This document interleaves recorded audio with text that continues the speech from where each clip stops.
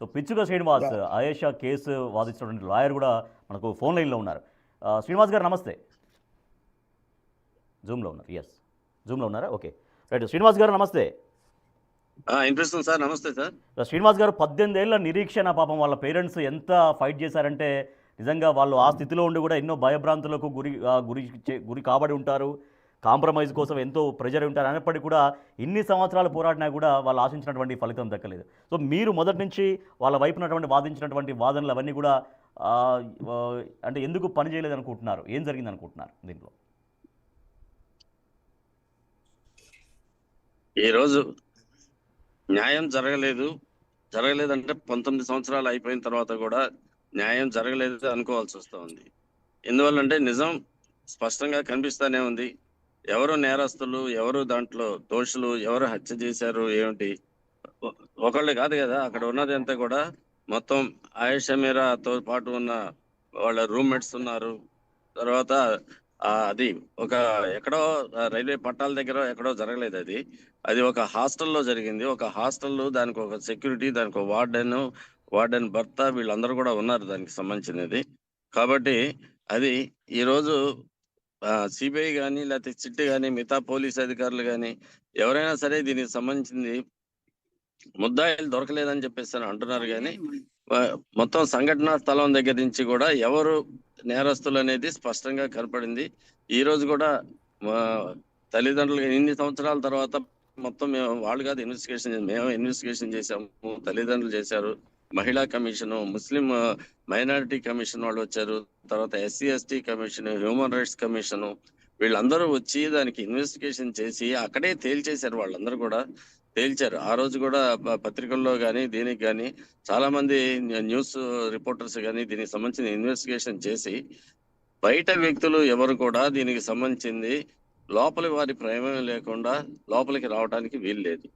ఇక్కడ ఒకటే చెప్తున్నారు, దానికి సంబంధించింది ఒక బోల్ట్ లోపల నుంచి గడి పెడితే ఆ గడి తీసేసి ఉంది, మేము గడి తీసేసి లోపల ఉంటామని చెప్పేసి అక్కడ రూమ్మేట్స్ చెప్తే అది ఎంతవరకు నమ్మాలి దాన్ని? కాబట్టి ఒక లేడీస్ హాస్టల్లో మేము పడుకునేటప్పుడు దానికి సంబంధించింది బోల్ట్ తీసి పడుకుంటాము, కాబట్టి అతను లోపలికి వచ్చారని చెప్పేసి చెప్తా ఉన్నారు. కాబట్టి ఇక్కడ ఏమైందనంటే ఎవరైతే సాక్షులు ఉన్నారో వాళ్లే నేరస్తులు. కాబట్టి నేరస్తులని వీళ్ళు ఇక్కడ సాక్షులుగా చూపిస్తే నేరస్తులు చెప్పే వర్షనే బయటికి వెళ్తుంది. నేరస్తులు ఏం చెప్తున్నారు? 11 గంటల నుంచి ఉదయం 5 రాత్రి 11 గంటల నుంచి ఉదయం 4 గంటల లోపల ఈ సంఘటన జరిగింది.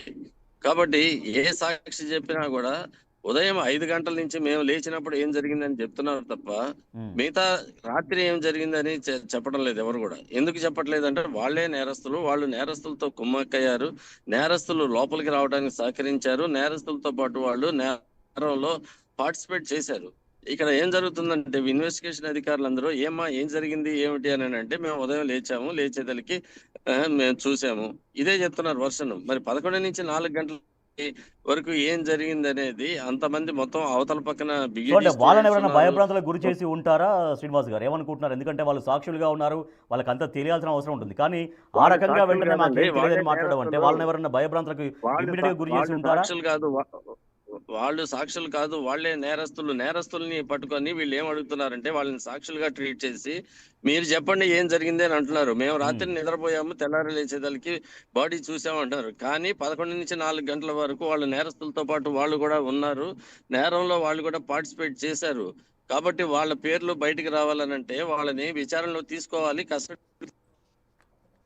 అదే ఇప్పుడు మొన్న ఈ ఆయేషా మీరా తల్లిదండ్రులు కూడా కోర్టులో ప్రశ్నించింది ఏంటంటే ముఖ్యమంత్రి చంద్రబాబు నాయుడు గారు లాంటి వాళ్ళని కూడా పట్టుకొని అరెస్ట్ చేసి కోర్టులో పర్మిషన్ పెట్టి పోలీస్ కస్టడీ కావాలని అడుగుతారు, అంబటి రాంబాబు లాంటి వాళ్ళని అడుగుతారు, తర్వాత లడ్డూ స్కామ్ లో లేకపోతే లిక్కర్ స్కామ్ లో వీటిలో ఉన్న వాళ్ళందరినీ కూడా పోలీసులు అరెస్ట్ చేస్తారు, వాళ్ళని పోలీసు కస్టడీకి తీసుకుంటారు, విచారణ చేస్తారు. ఈ ఒక్క కేసులో 19 సంవత్సరాల నుంచి ఒక్కరిని కూడా అరెస్ట్ చేయడం కానీ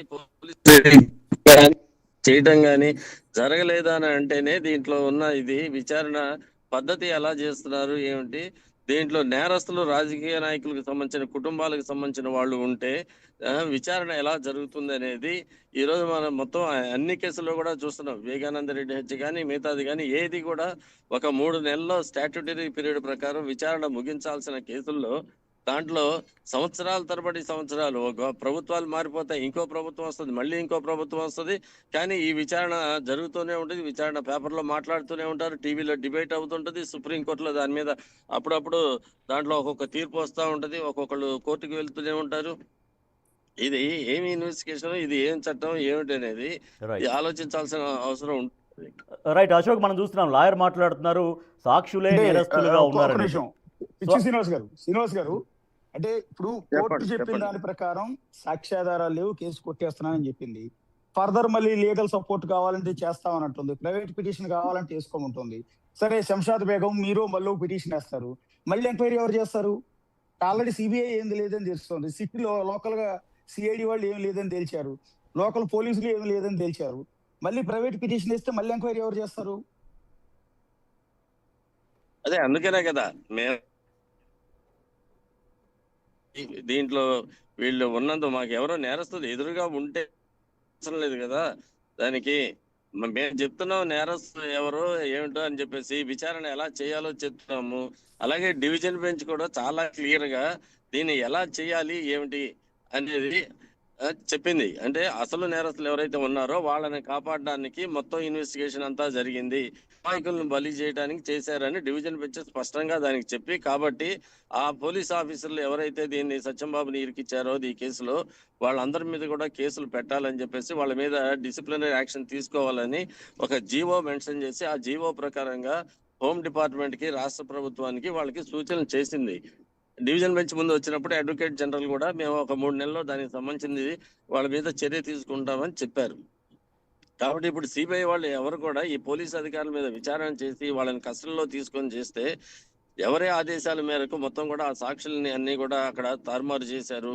సీన్ ఆఫ్ అఫెన్స్ ఏదైతే 27వ తారీఖు 2007లో ఆ రూమ్ లో జరిగినప్పుడు మొత్తం కూడా అక్కడ రక్తం మరకలు లేకుండా మొత్తం ఎట్లా రూమ్ అంతా కూడా కడిగి వేశారు.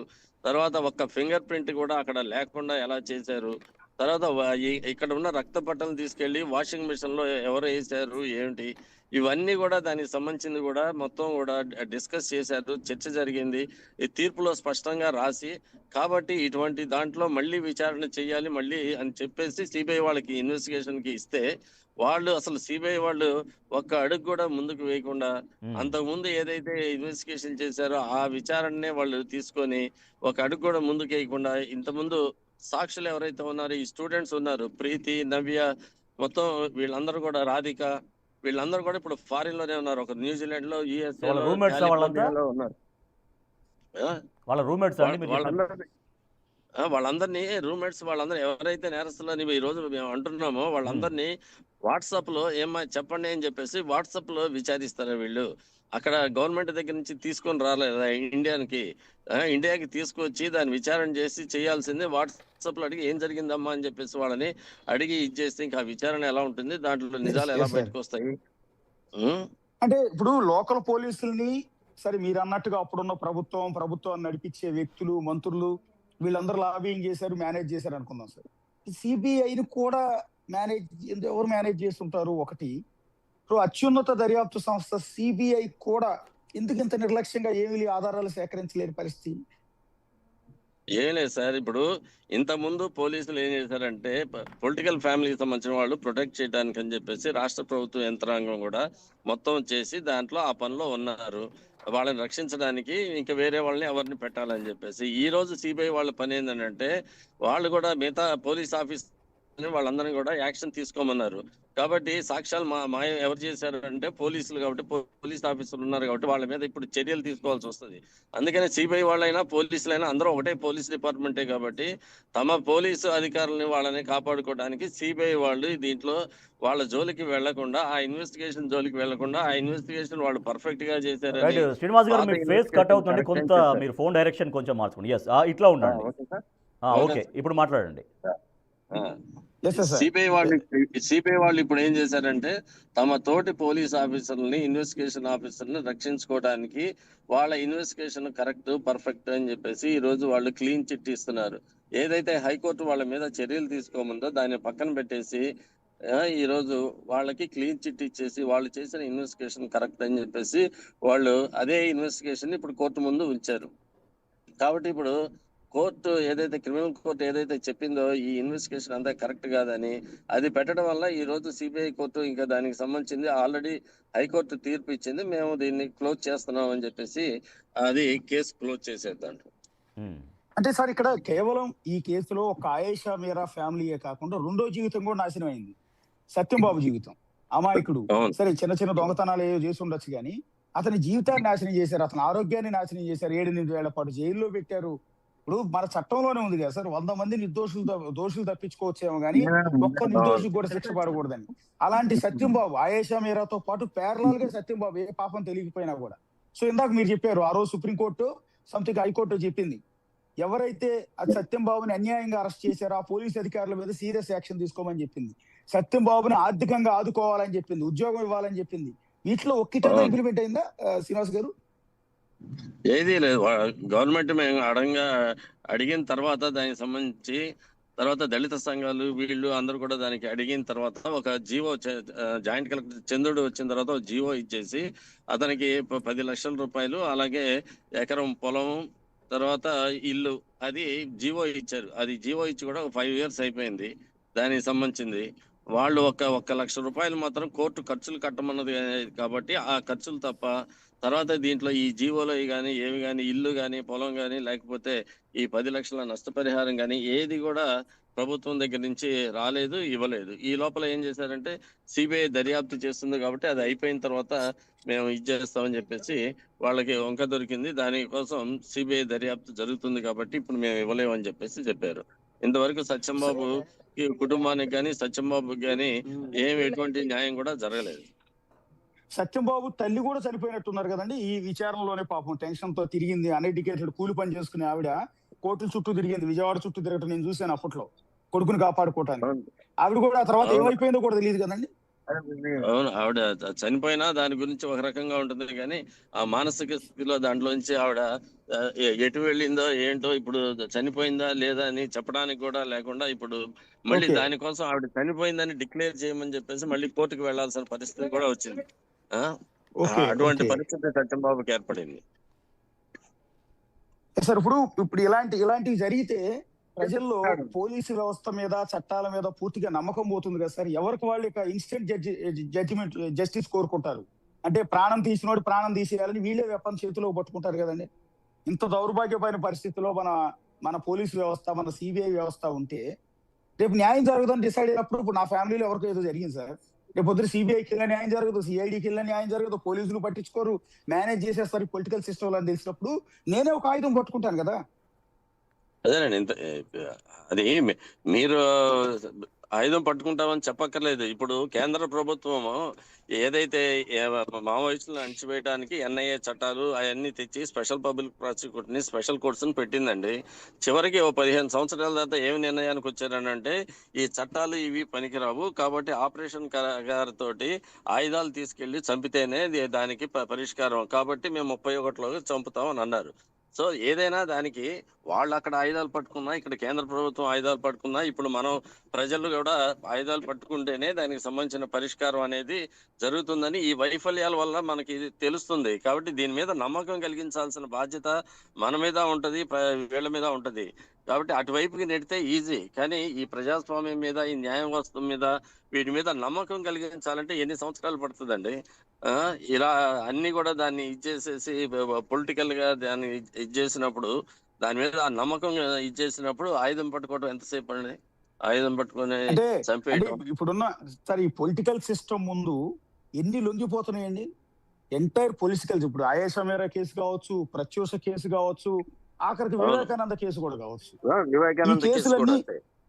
పొలిటికల్ రేపొద్దు వివేకానంద కేసు కూడా అంతేనండి, ఆధారాలు లేవని కొట్టేస్తారు నాకు తెలిసినంత వరకు. ఈ రోజు మనం మాట్లాడుకున్నది మళ్ళీ ఒక 2-3 ఏళ్ల తర్వాత మాట్లాడుకుందాం. ఆ సునీతమ్మ ఎంత పోరాటం చేసినా ఒక దశకు వచ్చినాక ఆధారాలు లేవని కొట్టేసినా ఆశ్చర్యపోకర్లా. ఇప్పుడు సిబిఐ విచారణ చేస్తుంది. క్రిమినల్ కేసులో మేము చూస్తాం కాబట్టి దీంట్లో ఏంటంటే ఇన్ని సంవత్సరాలు జాప్యం ఇన్వెస్టిగేషన్ చేసిన తర్వాత ఒక ముద్దాయిని తీసుకొని ఇది చేసిన తర్వాత అది వాళ్ళని బయటికి తీసుకురావడం మాకు చాలా ఈజీ అండి. దీంట్లో ఉన్న లోపాలు అవన్నీ రోజు పత్రికల్లో వీటిలో వస్తానే ఉన్నాయి కదా, నమ్మకం లేదని చెప్పేసి ఎవరైతే సునీత గారు వచ్చారు, ఇలా జరగట్లేదు, అలా న్యాయం జరగట్లేదు అన్నారు, వాటినే రేపు ముద్దాయిలకి వాటికి ఇది చేసి సరిగ్గా చేయలేదని అంటే ఇమీడియట్ గా కేసు కొట్టేస్తారు, దాంట్లో అనుమానం ఏం లేదు. ఎన్ని సంవత్సరాలైనా sir. సరే దీంట్లో వాళ్ళకి పెట్టినా కూడా వాళ్ళు ఈజీగా బయటకు వచ్చేస్తారు, వాళ్ళ మీద హంతకులు గాని ఎవరైనా సరే మీరు చట్టం ముందు. ఎస్ సార్, అంటే ఒక్కొక్క అంటే కేసు పొలిటికల్ 10 సిస్టమ్ ముందు సంవత్సరాలు ఏంటండి అది? ఆ? చట్టం ఒప్పుకోదు Yes, అసలు sir. 10 సంవత్సరాలు మీరు ఒక మర్డర్ కేసు చేయటానికి, అది విచారణ చేయటానికి. ఇప్పుడు ఒక పొలిటికల్ సిస్టమ్ ముందు